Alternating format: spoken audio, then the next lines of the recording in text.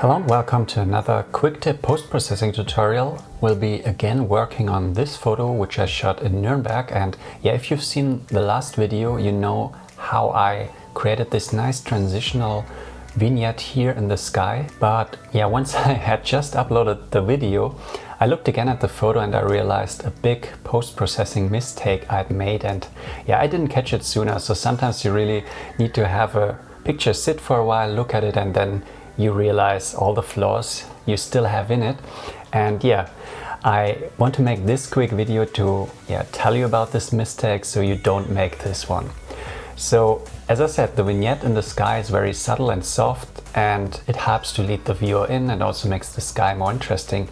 You see, here's also a vignette going on, a quite harsh vignette here in the foreground. And my idea was also for this vignette to kind of draw the viewer in, because as a viewer of a photo you're drawn to the brighter parts of the picture but also to contrasts. And the mistake I made with this vignette, I made it much too harsh. So you have a very strong contrast going in here in this foreground, which I think is distracting and is nearly blocking the viewer. So you always have to look at this vignette, at least I have to. So it's kind of becoming a subject by itself, and that's a mistake. So you should use subtle vignettes but avoid to make your vignette so harsh, or also from the shape so different to what you would expect, that it kind of stops the viewer and has him think about, okay, what's that? Why does this vignette look like that? And the reason I went with this strange vignette, also here you see quite a straight line, is there was a street lamp behind me which was throwing this straight shadow here. So what I thought, okay, I just darken this outer part here and then also go around and make a similar shape on this side. But I ended up with a shape of the vignette which looks quite unnatural and also is not balanced. And if you follow this channel for a while, also my post-processing videos, you know I like balanced images. I now show you the final image after I cleaned up this little vignette mess. So let's have a look. And now you see before and after how even the foreground is, but we still have a vignette, but not the typical roundish vignette. It's kind of just going in like a gradient from darker foreground rocks or cobbles here, and then gradually going into the brighter parts. And this is more natural to draw the viewer in than what we had before. And to make this video a bit more interesting, I'm also going to show you now how you can remove such shadows here, which I should have done right at the beginning and then started clean instead of going to this result. So let's just create a frequency separation layer, or rather two layers.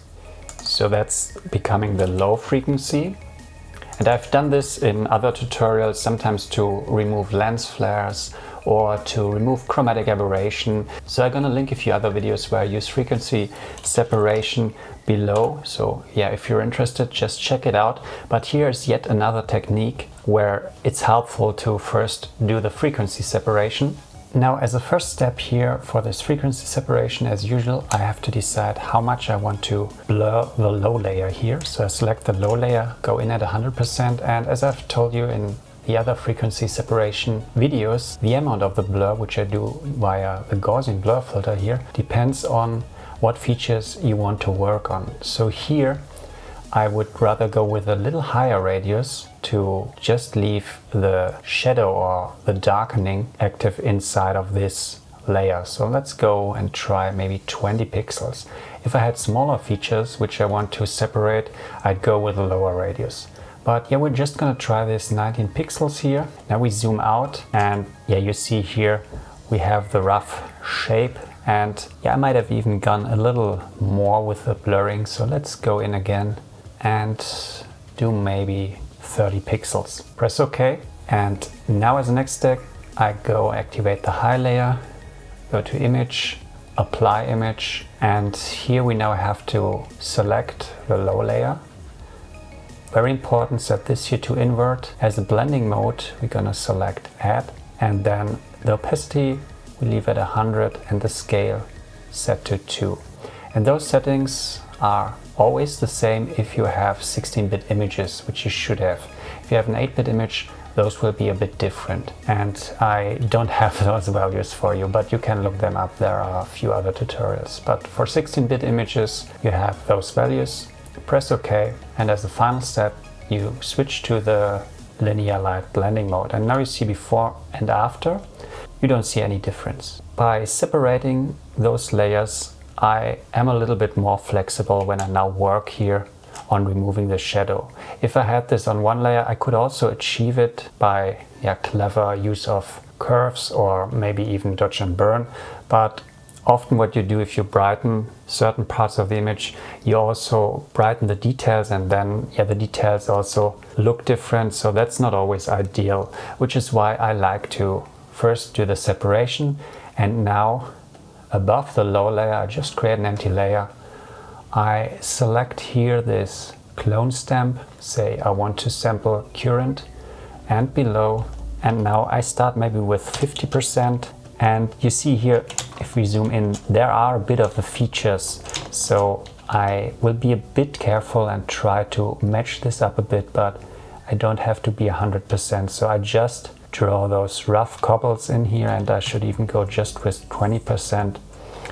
And also up here, down here also go in, brighten up this area, always sampling. And you see here the shapes of the cobbles. I try to line them up just a bit so I don't mess it up completely.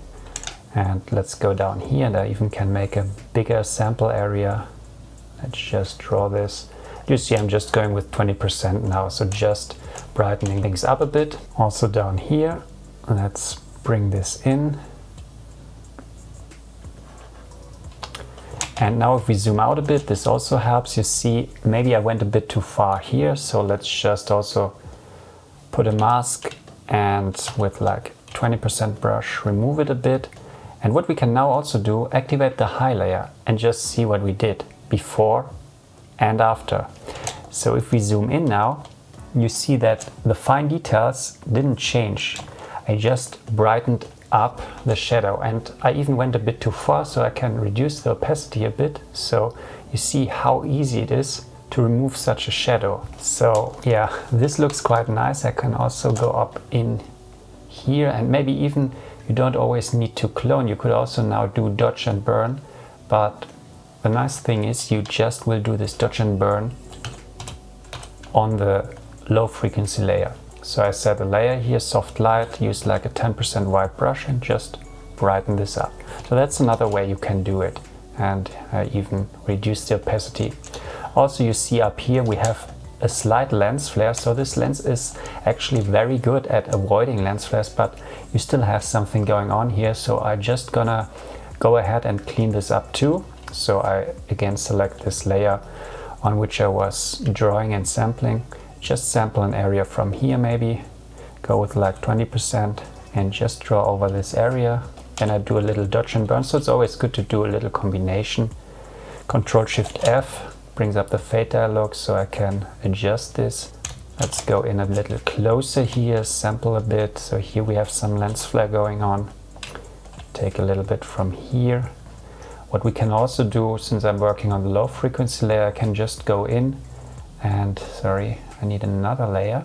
Set this to color. So you see you can be very specific here. So I have first separation of frequency, low frequency, high frequency.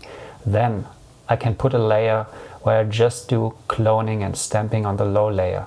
I can do a dodge and burn layer which just affects the low frequency. Now I can do a color layer where I just sample a color and draw over the areas, and now I'm just affecting the color, but again just on the low frequency. So I can be very specific here. Now let's darken this a bit, so maybe 10%. So you have a lot of freedom here, a lot of room to play and get this perfect. And that's what I like about this frequency separation, because it gives you so much additional control. And to achieve this with just a single clone layer, it's often not that easy and also not that clean. So I think we're gonna finish this up. It's not perfect, so I could go in and make this a little better. But again, let's see what we wanted to achieve. So here the before and the after, so quite clean. And now this is a good starting point now to bring in a real vignette.